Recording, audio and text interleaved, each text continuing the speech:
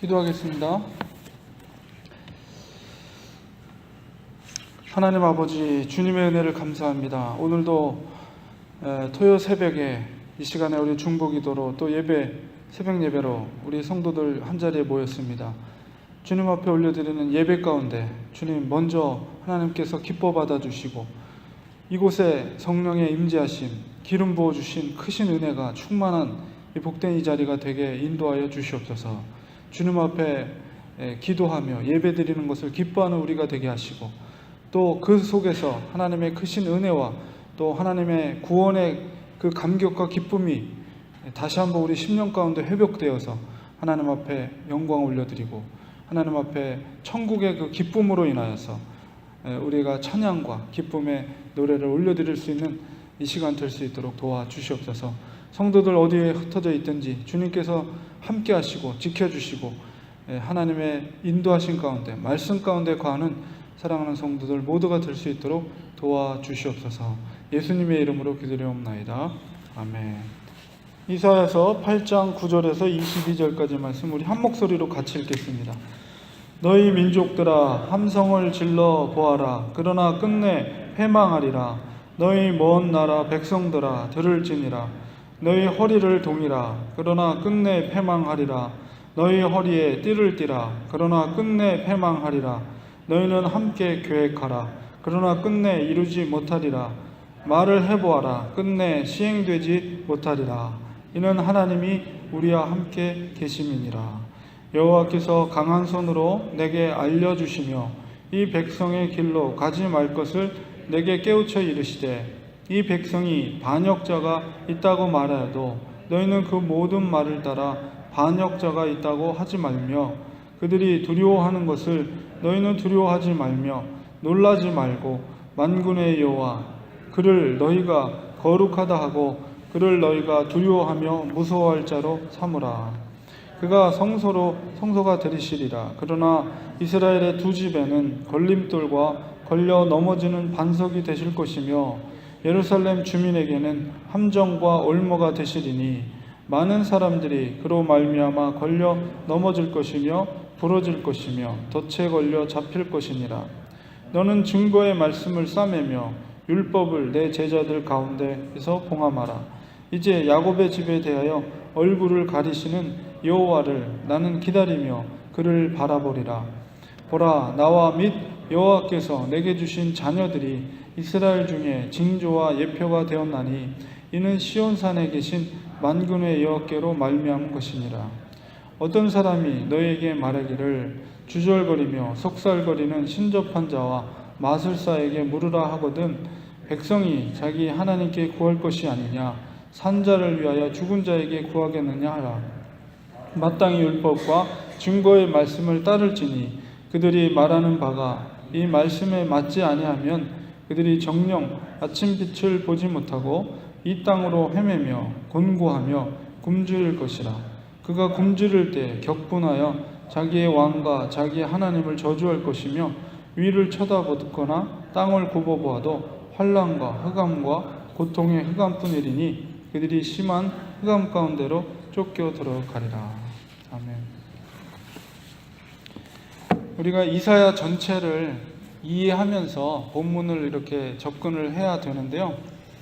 이사야서는 총 66장으로 되어 있습니다. 그래서 우리가 성경의 축소판이다 이렇게 생각하시면 돼요. 그래서 성경이 66권으로 되어 있죠. 그래서 이사야서도 66장으로 되어 있습니다. 그래서 구약이 39권.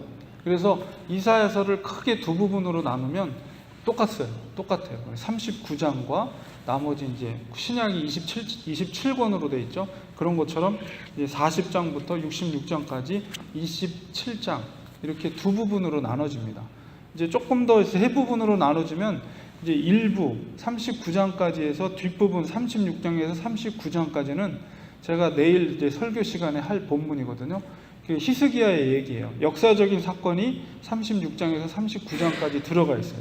그리고 나서 이제 나머지 40장에서 66장까지 27장이 바로 그래서 이사야서의 전체적인 주제는 심판과 구원입니다. 그래서 1장부터 9장까지는 심판에 대한 얘기.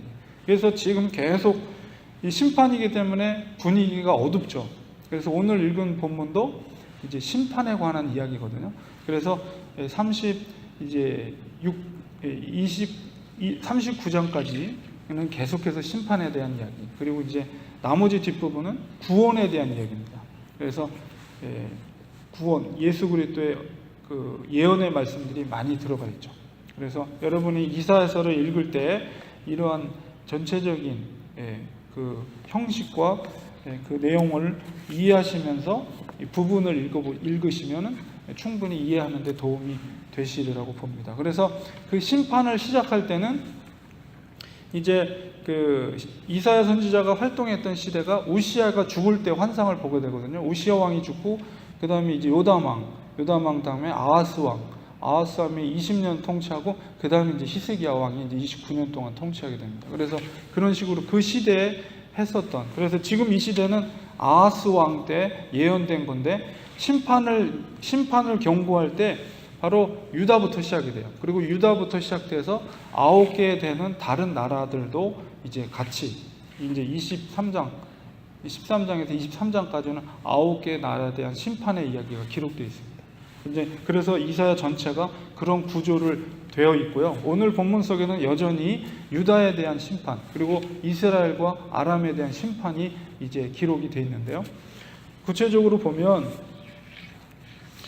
앞에서 1장에서 8장까지, 지금 이제 8장 9절인데 1장에서 8장까지는 특별히 이제 유다에 다가올 위협적인 존재로서의 아수르의 침공을 예고하는 이야기가 앞서까지 나와 있고, 오늘 8장 9절에서 22절까지는 바로 이스라엘과 아람이 연합군을 형성해서 유다를 침공하는 상황 가운데 있는 거거든요. 근데 그 이스라엘과 그 아람의 연합군에 대한 심판의 경고와 또한 거기에 동조하는 유다에 있는 백성들에 대한 경고의 심판의 이야기가 오늘 본문 속에 있는 주요 핵심적인 이야기들입니다. 그래서 조금 더 자세히 살펴보면 여기서 이제 9절에서 10절까지 너희 민족들아, 너희 먼 나라 백성들아, 이게 바로 북쪽 이스라엘과 아람 연합군을 말하는 거예요. 그들이 함성을 질린다라는 것은 침략하고 공격을 한다는 거예요. 그리고 허리를 동이라는 것은 이제 허리를 동이고 이제 전쟁을 치르기 위해서 허리를 동이고 쳐들어온다는 거죠. 그리고 이제 계획한다. 침략할 것을 계획하고, 그리고 말을 해보라. 끝내 시행되지 못하고 패망하리라. 결국은 아람과 이스라엘이 너희들이 아무리 머리를 쓰고 계획을 세워서 유다를 침공해도 너희들은 결국 패망하게 될 것이다. 너희들이 그 공격이 결국은 실패하게 될 것이다. 라는 이야기를 반복해서 하는 거예요. 그 이유가 뭐냐? 10절 마지막 부분에 있죠. 이는 하나님이 우리와 함께 계심이라. 7장 14절에서 이사야를 통해서 너희들을 함께 할 것이다. 내가 너를 지킬 것이다. 유다를 내가 지킬 것이다. 라는 징조로서 보여준 것이 아들이 태어난 거예요. 한 아들이 태어났는데 그 아들의 이름이 임마누엘이라 하라 하는 것이 징조였어요. 바로 그것이 핵심적인 겁니다. 임이라는 것은 함께 한다는 뜻이고, 마누라는 것은 우리라는 뜻이에요. 그리고 엘이라는 것은 엘로임, 하나님이 우리와 함께 하신다라는 아들의 이름이죠. 그래서 왜 너희들이 패망하느냐? 내가 유다와 함께 할 것이기 때문이다. 이것을 얘기하고 있습니다. 그리고 이제 11절에 보면 여호와께서 강한 손으로 내게 알려주시며 이 백성의 길로 가지 말 것을 내게 깨우쳐 이르시되, 이 백성이라는 것은 아람과 이스라엘, 그들을 쫓는 그 길을 말하는 거예요. 이 백성이 반역자가 있다고 해도 그들을, 그 반역자가 있다고 하지 말며 그들을 두려워하는 것을 너희는 두려워하지 말고 놀라지 말라. 그러니까 아람과 이스라엘의 연합군, 그들이 쳐들어오는 것을 두려워하지 말라. 이 백성의 길로 가지 말라. 이렇게 하는 것은 이 이방 군대를 두려워하고 놀라는 것, 그것을 하지 말라는 거예요. 그 두려움 때문에 그 백성들이 현실 정치를 의지하고 잘못된 선택을 하게 된다는 것이죠.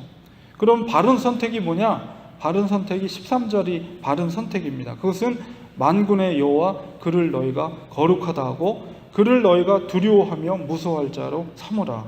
그 아람과 이스라엘의 그런 이방 군대를 두려워하지 말고 만군의 하나님 그분을 거룩하다 하고 그분을 두려워하고 그분을 무서워할 자로 삼으라. 이것이 바른 선택이다 라는 것을 이사야에게 말하고 있는 것이죠. 왜냐하면 전쟁은 누구에게 속해 있다고요? 하나님께 속한 것이기 때문에. 너희들이 두려워할 것은 이방의 세력, 강한 군대가 아니라 바로 하나님을 두려워하라는 거예요. 하나님이 전쟁은 모든 전쟁은 하나님께 속한 것이기 때문에 하나님을 두려워하라. 이것이 바른 선택이라는 것을 이사야가 이야기하고 있습니다. 그가 성소가 되시리라. 하나님께서 너희의 성소가 될 것이다. 성소라는 것은 세상과 구별된 것이죠. 그것은 일종의 피난처와 같고 일종의 안전한 곳이에요. 그렇기 때문에 너희가 하나님을 의지할 때 하나님께서 너희의 성소가 되셔서 너희를 지켜주실 것이고 너희의 피난처가 되어 주신다라는 약속의 말씀입니다. 그러나 이스라엘의 두 집에는, 여기서 이스라엘의 두 집은 누구를 말하냐면 북쪽의 이스라엘과 남쪽 유다도 포함되어 있는 거예요. 하나님의 말씀에 의지하지 않는, 아무리 언약 백성이라 할지라도 그 말씀에 순종하지 않는 자들에게 대해서는 하나님께서 심판을 하시겠다는 것이죠. 그래서 이스라엘의 두 집에는 북쪽 이스라엘과 남쪽 유다에 순종하지 않는 자들은 그 하나님이 걸림돌이 되는 것이죠. 걸려 넘어지는 반석이 되는 것이다. 그리고 이스라엘 주민에게 함정과 올무가 되시리라. 이건 뭐냐면 심판을 하겠다는 거예요. 너희들이 나를 순종하지 않는, 아무리 너희가 유다 백성이라 할지라도 나의 말에 순종하지 않으면 내가 너희들에게 걸림돌이 되고 함정과 올무가 될 것이며 덫이 될 것이다. 이것은 너희들을 심판할 것이다 라는 것입니다. 하나님을 두려워하는 자들에게는 하나님이 보증자가 되시고 그들의 성소가 되어주지만 그렇지 않을 때는 그들을 심판하는 걸림돌이 되겠다. 그리고 16절에 보면 너는 증거의 말씀을 싸매며 율법을 내 제자들이라는 것은 내 말씀에 순종하는 자들이라. 그들 가운데서 봉함하라. 말씀을, 율법을 봉함하라. 왜 그런가 하냐면 그들이 말씀을 무시한다는 거예요. 신약 성경에도 말씀을 돼지에게 주지 말라. 그 존귀함, 그 소중함을 알지 못하는 자들에겐 아예 그 좋은 말씀을 주지 말라. 그렇기 때문에 순종하지 않는 자들에게는 바로 그 말씀을 봉함하라. 아예 숨겨버려라. 이렇게 말하죠. 이에 야곱의 집에 대해 얼굴을 가리시는 여호와. 그렇기 때문에 그것을 봉함한다는 것은 하나님께서 그들을 외면하는 거예요. 그를 얼굴을 가린다는 거예요. 그럼에도 불구하고 나는 여호와를 기다리고 그를 바라보리라. 믿음의 사람들은 그럼에도 불구하고 하나님이 나를 외면한다, 백성들을 외면할지라도 하나님을 바라는 자들은 나는 여호와를 기다리며 하나님을 바라볼 것이다. 하나님을 향한 소망과 신뢰를 내가 끝까지 가질 것이다. 이렇게 말합니다. 보라, 나와 및 여호와께서 내게 주신 자녀. 이사야에게 준 자녀들이 있죠. 자녀들이 이스라엘 중에 징조와 예표가 되었으니 이는 시온산에 계신 만군의 여호와께로 말미암은 것입니다. 앞으로 되어질 모든 일들에 대해서 하나님께서 징조로 보여주신 것이 뭐냐? 이사야들에게 제 아들들을 줬는데 아들의 이름을 통해서 앞으로 되어질 유다가 앞으로 되어질 일들에 대해서 증조로서 계시해 주셨다는 거죠. 그래서 이사야 자신의 이름이 뭐냐면 여호와는 구원이시다라는 뜻이에요. 그렇기 때문에 이사야 자체가 하나님 앞으로 어떻게 하나님께서 여호와께서 어떻게 이 민족을 이끌어 가실 것에 대한 분명한 방향을 제시하고 있는 거예요. 여호와는 구원이시다. 그리고 그의 아들들이 누가 있습니까? 7장 3절에 보면 수알야습이라는 이사야 선지자의 아들이 있어요. 그것은 그 의미가 뭐냐? 남은 자의 귀한, 남은 자가 돌아올 것이다. 이미 하나님께서 이사야의 아들들을 통해서 앞으로 되어질 것의 징조와 예표가 되었다라고 말하고 있죠. 그 다음에 그 아들이 마알셀레 하스바스, 어저께 보았던 마알셀레 하스바스라는 것은 이제 아람과 이스라엘이 쳐들어온다는 것인데 결국은 아람과 이스라엘이 멸망에 될 것을 예고하고 있는 이름이 마알셀레 하스바스. 그 다음에 이제 임마누엘이 있죠. 그래서 이것은 논쟁이 있는데 임마누엘이 이사야의 아들이냐 아니냐 이것에 대한 논쟁점은 있지만 가능성은 있는 거죠. 그래서 임마누엘은 하나님이 우리와 함께 하신다. 그래서 바로 하나님께서 이사야의 아들들을 통해서 앞으로 되어질 일에 대한 예언과 징조로서 보여주셨다는 거예요. 그러니까는 사실은 이사야 그 선지자의 이름을 통해서 앞으로 하나님께서 해 주실 것은 지금은 심판에 대해서 얘기하고 있지만 결국은 40장에서 66장까지는 여호와의 구원에 대해서 선포하고 있는 내용들이 담겨져 있습니다. 그리고 이제 19장에서는 어떤 사람들이 이렇게 믿음에 서 있는 사람들에 대해서 어떤 사람들이 너희에게 말하기를 너희에게 말하는 이 사람들은 방해자들이에요. 믿음에 서 있는 사람들을 방해하는 사람들. 그 사람들이 어떤 사람들이냐? 주절거리며 속살거리며 신접한 자와 마술하게 물으라 하거는. 그러니까 하나님을 신뢰하고 하나님을 순종하는 자들에 대해서 그들에게 유혹을 하는 거죠. 뭐냐면 야 너희들이 앞으로 될 일에 대해서 신접한 자는 귀신 들린 자죠. 귀신 들린 자. 그리고 마술사들. 이것도 역시 마찬가지예요. 악한 영에 붙잡혀 있는 자들에게 앞으로 될 일을 물어봐라 이렇게 하는 거예요. 유혹을 하는 거예요. 영적으로 죄악을 범하도록. 그러나 하거든 백성이 자기 하나님께 구할 것이 아니냐. 산자를 위하여 죽은 자에게 구하겠느냐. 이 죽은 자라는 것은 바로 신접한 자, 마술사를 말하는 거죠. 그래서 율법에도 죽은 자에게 묻지 말라는 말씀이 레위기 19장 31절에 분명히 기록되어 있습니다. 신명기 18장 10절에서 11절에도 죽은 자에게, 그러니까 귀신들에게 앞으로 될 일을 묻지 말아라. 하나님이 살아계신데 왜 그것을 죽은 자들, 귀신들에게 물어보느냐? 그러지 말라라고 믿음의 사람들에게 그렇게 그들을 유혹하는 자들에게 확고하게 그것을 말하라. 이렇게 이사야 선지자에게 말하고 있는 것입니다. 그리고선 20절에서 22절까지는 그 방해자들, 그 신접한 자들, 마술사에게 임할 엄중한 하나님의 환난과 그 심판에 대해서 설명을 하고 있어요. 마땅히 율법과 증거의 말씀을 따를지니 하나님의 말씀대로 따르라. 그들이라는 것은 이 신접한 자 마술사들이에요. 그들이 말하는 바와 같이 이 말씀에 맞지 않으면 그들이 정녕 아침빛을 보지 못하고, 이 아침빛은 앞으로 하나님께 이루실 새 구원의 시대를 상징하는 표현이 아침빛인데, 그 신접한 자 마술사들은 그 아침빛을 보지 못할 것이다. 그리고 이 땅으로 헤매며 곤고하며 굶주릴 것이며, 그리고 그때 굶주릴 때가 되면 자기의 왕과 자기 하나님을 저주할 것이다. 자기가 은혜를 받지 못하니까. 그리고 위를 쳐다보거나 땅을 굽어봐도 환난과 흑암과 고통의 흑암뿐이리니 그들이 심한 흑암 가운데서 쫓겨 들어가리라. 결국 그 신접한 자들, 마술사들, 귀신에 붙잡혀 있는 자들은 결국은 흑암과 환난과 고통 가운데서 심판을 받게 될 것이다 라는 것을 하나님께서 계시하고 있는 말씀입니다. 역시 이 속에서도 아침빛, 그리고 10절에 있었던 하나님이 우리와 함께 하십니다. 결국은 심판을 예언하고 있지만 그 속에서 이사야는 하나님을 통해서 계속해서 소망의 메시지가 담겨져 있는 그런 단서들을 계속 남기고 있어요. 그래서 백성들을 향해서, 열방을 향해서 하나님이 엄중한 심판을 예고하고 있지만 그 중심 속에 있는 하나님 아버지의 마음은 그들이 회개하고 주님께로 돌아오라. 결국 그 회개하는 자들, 하나님의 말씀에 순종하는 자들을 통해서 아침빛과 같은 찬란한 하나님의 그 나라에 너희들이 들어올 수 있게 될 것이다 라는 그런 소망의 메시지들이 담겨져 있는 것이고, 그 다음에 이사야와 선지자와 그의 아들들의 이름 속에 담겨져 있는 그 의미 속에서 하나님은 구원의 하나님 되신 분이에요. 궁극적으로는 그들을 구원해 주실 것을 하나님께서 예고하고 있습니다. 1차적으로는 선민인 이스라엘 백성들을 향해서 선포된 말씀이기도 하지만은 그러나 인간적인 왕국은 결국은 무너질 수밖에 없어요.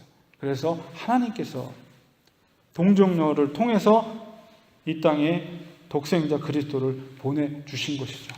임마누엘 예수 그리스도를 이 땅에 보내주셔서 예수 그리스도를 통한 구원을 이루게 하신 거예요.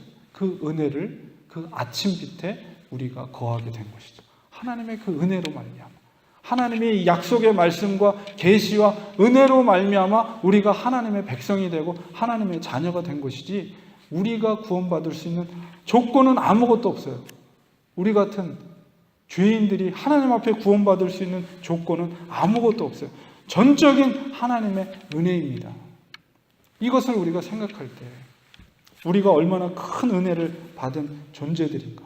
이미 구약의 이사야서를 통해서 예언된 계시의 말씀이 바로 신약시대 예수 그리스도를 통한 구원받을 우리와 같은 하나님의 자녀들을 위한 예언과 계시의 말씀이라고 우리가 생각한다면, 이것이 얼마나 놀라운 예언의 말씀이며 얼마나 큰 은혜를 우리가 받은 자들인가를 우리가 다시 한번 생각하면서 우리가 이 땅에서 살아있는 동안에 우리가 어떻게 살아야 될 것인가에 대한 분명한 방향성이 세워지는 것이죠. 우리가 전혀 살 수 없는, 죽을 수밖에 없는 존재였는데 하나님께서 우리를 사랑하셔서 동정녀 마리아의 몸을 통해서 예수 그리스도를 보내주시고 그분의 갈보리 십자가에서 죽으심으로 말미암아 그 대속의 죽음으로 우리가 구원받은 하나님의 그 찬란한 새하늘과 새 땅에 하나님의 보좌 앞에 설 수 있는 놀라운 은혜를 입게 된 것입니다.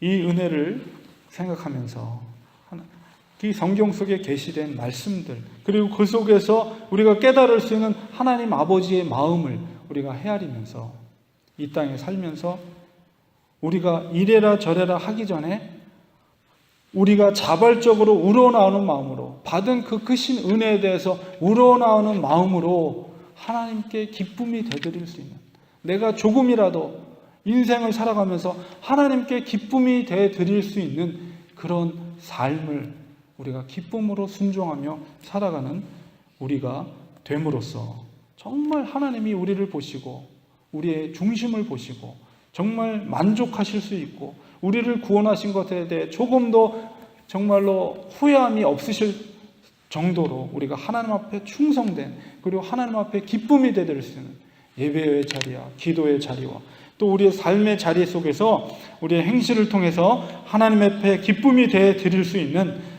하나님의 사람들 되시기를 간절히 축원드립니다. 기도하겠습니다.